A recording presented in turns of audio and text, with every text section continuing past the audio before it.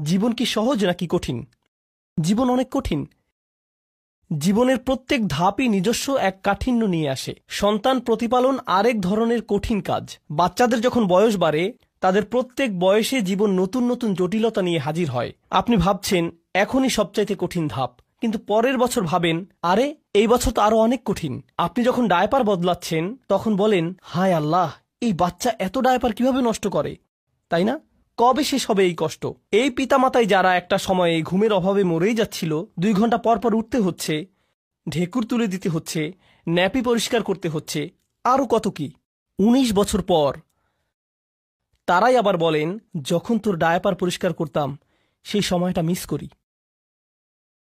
তখনই তুই ভালো ছিলি, আর এখন তো জ্বালা সহ্য করতে হয়। নতুন পরীক্ষা। লুকমানের জীবন খুব সহজ ছিল না। তার জীবনের অভিজ্ঞতাগুলো তাকে আধ্যাত্মিক এক প্রজ্ঞা দিয়েছেন। কি সেই আধ্যাত্মিক প্রজ্ঞা? আল্লাহর প্রতি কৃতজ্ঞ হও।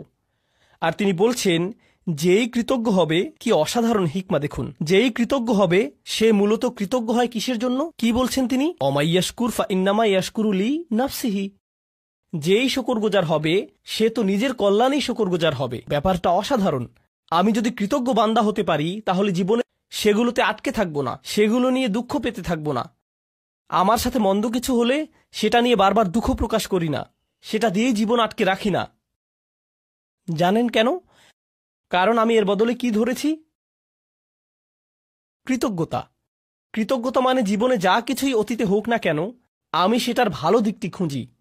ভালো দিক না খুঁজলে আপনি কখনোই কৃতজ্ঞ হতে পারবেন না, সেটা অসম্ভব। আর এখন যেহেতু আপনি ভালো দিকটি দেখা শুরু করেছেন, জীবনে যা কিছুই মন্দ হোক না কেন, ভবিষ্যতের ব্যাপারে আপনার দৃষ্টিভঙ্গি কেমন হবে? ইতিবাচক, পজিটিভ। কিন্তু নিজের জীবনের অতীতে ফিরে তাকালে, পেছনে ফিরে তাকালে যদি কখনো ভাবেন কত ভয়ানক ঘটনা ঘটেছে, কত কষ্ট পেয়েছেন, অনেক কঠিন ছিল ঠিকই, কিন্তু যদি সেটা নিয়েই পড়ে থাকেন, তাহলে কি ধরনের মানসিকতা গড়ে উঠবে? আমার সাথে এত খারাপ হলো, আর তো জীবনে কখনোই ভালো কিছু হবে না।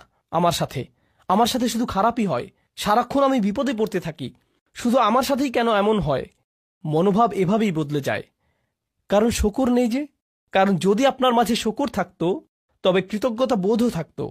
শকরগুজারি সবার আগে নিজের উপকার করে। অমা ইয়াশকুর ফা ইন্নামা ইয়াশকুরু লিনাফসিহি। কি অসাধারণ একটি হিকমত বলুন। এটা কিন্তু হচ্ছে আধ্যাত্মিক প্রজ্ঞা। এমনকি আমি তো বলবো এটা এক ধরনের মনস্তাত্ত্বিক প্রজ্ঞা। জানেন, আমেরিকাতে মানুষ ঘন্টায় $350 দিয়ে সাইকোলজিস্টের কাছে কি শুনতে যায়? আপনার কিছু পজিটিভ সাইকোলজি লাগবে। আমি কি শুধু সূরাতুল লুকমান পড়তে পারতাম না? আরে এমন করলে তো আমার অনেক টাকাও বাঁচত, আবার অনেক সোয়াবও পেতাম, তাই না? আর তাই হিকমার এই প্রথম অংশটি হলো আমার অভিজ্ঞতা নিয়ে কিভাবে চিন্তা করব আর আল্লাহ সম্পর্কে কিভাবে ভাবব। হিকমার দ্বিতীয় অংশে চলে যাই তাড়াতাড়ি, এরপর আজকের সেশন শেষ। আজকের এটাই শেষ বিষয়। লুকমান রাদিয়াল্লাহু আনহু তার ছেলেদের বললেন, কোনো পাপ কাজই ছোট নয়, এমনকি সবচাইতে ছোট কাজও আল্লাহ বের করে আনবেন। কোনো পাপ কাজই ছোট নয়। আমি যেই মূল বিষয়টি বলতে চাচ্ছি তা হলো যে কোনো পাপ কাজই কি নয়, ছোট নয়, এমনকি মাইক্রোস্কোপিক লেভেলের কাজও নয়। এমনকি পাথরের ভেতরে থাকলেও আল্লাহ বের করে আনবেন। ইয়াতি বিহাল্লাহ। আল্লাহ খুবই সূক্ষ্ম, আল্লাহ খুবই সুনির্দিষ্টভাবে করেন। আপনার পাপ কাজকে কখনোই ছোট করে দেখবেন না। আর তাছাড়াও আরও যোগ করি, এর বিপরীতে আপনার কিসের ক্ষমতাকেও ছোট করে দেখবেন না? ভালো কাজের।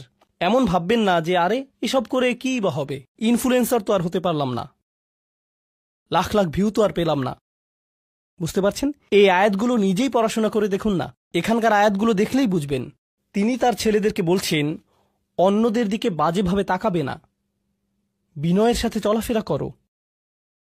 তার পুত্রদেরকে বলছেন যে কোথাও যাবার সময়ে উদ্দেশ্য নিয়ে যেন যায়, উদ্দেশ্যহীন চলাফেরা যেন না হয়। অক্সিদ ফি মাশিক। আর তিনি তার ছেলেকে আওয়াজ নিচু করতে বলছেন, তার ক্রোধ নিয়ন্ত্রণ করতে শেখাচ্ছেন, ভদ্রতা শেখাচ্ছেন, তাই না? জীবনের উদ্দেশ্য শেখাচ্ছেন। সে ঘর থেকে বের হবার সময় যেন তার আসল উদ্দেশ্য থাকে, জীবন যেন অর্থবহ ও উদ্দেশ্যপূর্ণ হয়। এসব জিনিসের বেশিরভাগই তিনি তাকে নিজের চেহারার ভাবভঙ্গিও নিয়ন্ত্রণ